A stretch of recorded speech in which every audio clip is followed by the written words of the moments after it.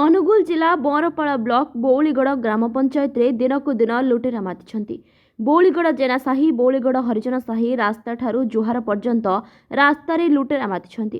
ଗୋଟିଏ ସ୍ୱତନ୍ତ୍ର ଫାଇନାନ୍ସ ସଂସ୍ଥାରେ ଲୋନ୍ କଲେକ୍ସନ କରି ଯାଉଥିବା ବେଳେ ବାଟରେ 2 ଜଣ ଚୋର ଜଗି ବସିଥିଲେ ଏବଂ ସେଠାରୁ କର୍ମଚାରୀଙ୍କଠାରୁ ବ୍ୟାଗ୍ ଛଡ଼େଇ ନେଇ ତାଙ୍କ ବ୍ୟାଗ୍ରୁ 5,000 ଟଙ୍କା ହଡପ କରିଥିଲେ।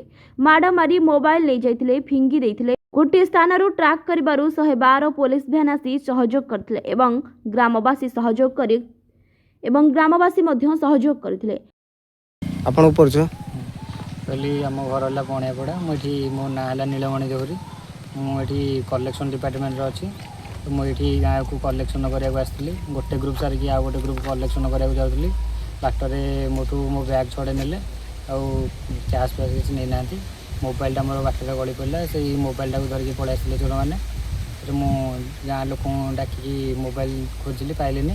ତାରେ ସାର୍ଙ୍କୁ ଫୋନ୍ କରିଥିଲି, ପୋଲିସ ସାର୍ଙ୍କୁ ଫୋନ୍ କରିଥିଲି।